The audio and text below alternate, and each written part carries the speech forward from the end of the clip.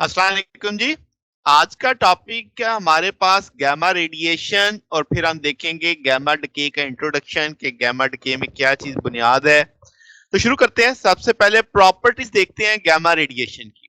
Gamma radiation बुनियादी तौर पे इलेक्ट्रोमैग्नेटिक रेडिएशंस या फोटॉन कह लें और जिनकी वेवलेंथ इंतहाई इंतहाई कम होती है, यानी इलेक्ट्रोमैग्नेटिक स्पेक्ट्रम में सबसे छोटी वेवलेंथ वाले आप कह लो जो हिस्सा है वो गैमा रेडिएशन के पास है।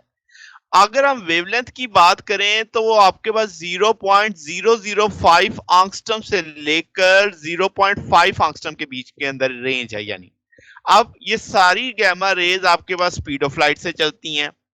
अब आयनाइजेशन की बात की जाए तो इनके आयनाइज करने की सलाहियत बहुत कम है। यानी अल्फा से बीटा की कम थी, बीटा से गैमा की उससे भी कम है। तो सबसे ज्यादा आयनाइजेशन कौन करता है? अल्फा, उससे कम बीटा और सबसे कम गैमा। अब अगर कहा जाए तो बीटा से भी 100 गुना कम इसकी आयनाइजेशन की सलाहियत है। मगर अगर ये किसी गैस में से पास करेगी तो आयनाइजेशन प्रोड्यूस करेगी, मगर इंतहाई कम। ये चीज समझनी है। अब ये फ्लोरोसेंस भी पैदा करती है जब ये फोटोग्राफिक प्लेट को इफेक्ट भी करती है, ये भी इसकी प्रॉपर्टी में आता है। पेनिट्रेशन पावर की बात करें तो जाहिर सी बात है, आयनाइजेशन कम है, एनर्जी खर्च नहीं होगी तो पेनिट्रेशन तो बहुत ज्यादा हो जाएगी। यानी एनर्जी खर्च ही नहीं हो रही तो मटेरियल में से ये पास करती जाएगी, 100 टाइम्स ज्यादा हो जाएगी बीटा पार्टिकल से। तो अगर हम टेक्निकली बात करें तो 30 सेंटीमीटर थिकनेस का अगर आयरन की कोई शीट है तो ये उसमें से भी पास कर सकती है। इलेक्ट्रोमैग्नेटिक फील्ड इससे कोई फर्क नहीं डालती। यानी अगर आपने किसी जगह इलेक्ट्रिक फील्ड लगाई हुई है, वहां से गैमा जा रही है, कोई फर्क नहीं पड़ेगा। बीटा मैग्नेटिक फील्ड लगाई हुई है और आपके पास गैमा रेडिएशन पास कर रही है, कोई फर्क नहीं पड़ेगा। मतलब ये चार्ज पार्टिकल नहीं है। Charge particle, electric field charge particle पे भी असरअंदाज होती है, मैग्नेटिक फील्ड भी चार्ज पार्टिकल पे असरअंदाज होती है जब वो मूव कर रहा होता है।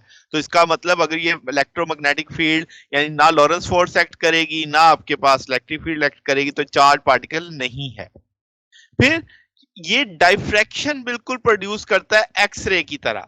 जैसे एक्सरे क्रिस्टल डाइफ्रैक्शन हम एक्सआरडी पढ़ते हैं, उसी तरीके से गैमा रेज की डाइफ्रैक्शन भी होती है। अब अगर गैमा और एक्सरे का सवाल आ जाए कि फर्क क्या है, तो गैमा रेज न्यूक्लियस से आती हैं जबकि एक्सरे आपके पास ऑर्बिटिंग इलेक्ट्रॉन्स की ट्रांजिशन की वजह से आती हैं। यानी gamma rays inside the nucleus से आएंगी और एक्सरे आउटसाइड द न्यूक्लियस से प्रोड्यूस होंगी। और तो वो भी फोटॉन है, वो भी हाई एनर्जी फोटॉन है, उनकी वेवलेंथ भी कम होती है, मगर गैमा उससे भी ज्यादा एनर्जेटिक और कम वेवलेंथ वाली होती है। अब बात करते हैं गैमा डिके की।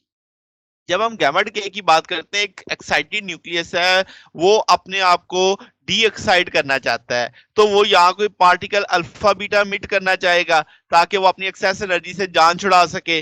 अगर वो एक्सेस जो उसकी एक्साइटेशन एनर्जी है वो थोड़ी है कि वहां से पार्टिकल नहीं निकल सकता, तब वो डी एक्साइट होता है इलेक्ट्रोमैग्नेटिक रेडिएशन अमिट करके, जिसे हम गैमा रेडिएशन कहते हैं। आम तौर पे जब अल्फा और बीटा अमिट होते हैं तो जो डॉटर न्यूक्लियाई होता है वो एक्साइटेड स्टेट में ही होता है। यानी अल्फा निकलने के बाद जो न्यूक्लियाई बनता है वो एक्साइटेड स्टेट में ही होता है, वो डी एक्साइट होता है गैमा रेडिएशन के साथ।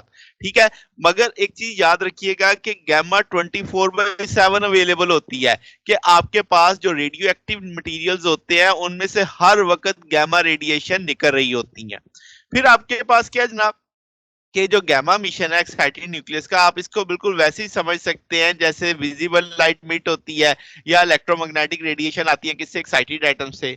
अब गैमा की जो एनर्जी है वो मेगा इलेक्ट्रॉन वोल्ट्स के अंदर होती है, जबकि अगर एक सादा फोटॉन देखें तो वो इलेक्ट्रॉन वोल्ट या किलो इलेक्ट्रॉन वोल्ट में होता है जब एटॉमिक डी एक्साइटेशन होती है। तो इसका नाम मच एनर्जेटिक, बहुत ज्यादा एनर्जेटिक होगी।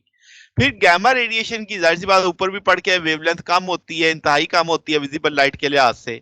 अब असल बात पे चलते हैं कि जब एटॉमिक नंबर भी नहीं बदलता, मैस नंबर भी नहीं बदलता गैमा डिके में, यानी अगर किसी एक्साइटेड न्यूक्लियस से रेडिएशन निकली है गैमा रेडिएशन तो उस पे जेड पे कोई फर्क नहीं पड़ेगा, मैस नंबर पे कोई फर्क नहीं पड़ेगा।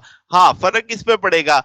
जो न्यूक्लियन की कन्फिग्रेशन है इनसाइड न्यूक्लियस के अंदर भी ऑर्बिट है, जो प्रोटॉन उसके अंदर मूव कर रहे हैं, तो वो वहां पे चेंज आती है। वहां पे वो जो न्यूक्लियस चेंज करता है अपने आप की कॉन्फ़िगरेशन को ताकि स्टेबल स्टेट को हासिल किया जा सके। तो इसका मतलब कि जो न्यूक्लियॉनिक कॉन्फ़िगरेशन में चेंज आई है, इसकी वजह से ऑसिलेशन ऑफ इलेक्ट्रिक चार्ज या जो करंट डिस्टर्बेंस होगी वह तब वहां पे इलेक्ट्रोमैग्नेटिक रेडिएशन अमिट होंगी, जनरेट होंगी। अब एनर्जी की बात कर ली जाए, हम कह रहे जैसे मैंने कहा बहुत ज्यादा एनर्जेटिक है, तो आपके पास गामा रेडिएशन की जो एनर्जी से ई गामा कह देते हैं। मैंने बताया ये एक्साइटेड न्यूक्लियस जब शिफ्ट करेगा एक्साइटेड लेवल से नॉर्मल, आपने लो एनर्जी लेवल पे एक्साइटेड स्टेट की एनर्जी को E2 कह दिया, लो एनर्जी लेवल को E1 कह देते हैं, तो E2 माइनस E1, तो वो मैंने लिखा E गामा माइनस ER। ये ER क्या है? ये recoil energy of emitting nucleus, यानी अब आपके पास जो न्यूक्लियस में पास एनर्जी आएगी और जो गामा की रेडिएशन की एनर्जी होगी वो दोनों मिलके बराबर होनी चाहिए जितना उसकी एनर्जी में फर्क है।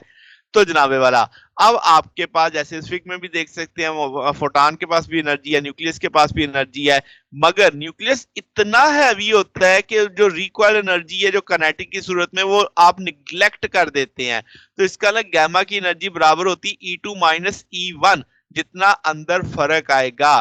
तो गामा स्पेक्ट्रम भी आपको हमेशा डिस्क्रीट मिलेगा, यानी कि कंटिन्यूस वैल्यू नहीं एनर्जी की आती गामा की, कभी एक फिक्स यानी वैल्यू आ रही होती है, क्योंकि अंदर न्यूक्लियर के लेवल भी डिस्क्रीट है। ये बात समझने वाली है। तो ये जनाब हमारे पास आज का टॉपिक था। अगर आपको इसमें कोई बात पूछनी हो, डाउट हो, तो नीचे कमेंट्स में पूछ सकते हैं। वीडियो अच्छी लगी हो तो वीडियो को लाइक कीजिएगा, दोस्तों के साथ शेयर कीजिएगा, चैनल को सब्सक्राइब कर दीजिएगा। अब तक के लिए इतना ही, बकिया इंशाल्लाह फिर नेक्स्ट देखेंगे। ओके, अल्लाह हाफिज।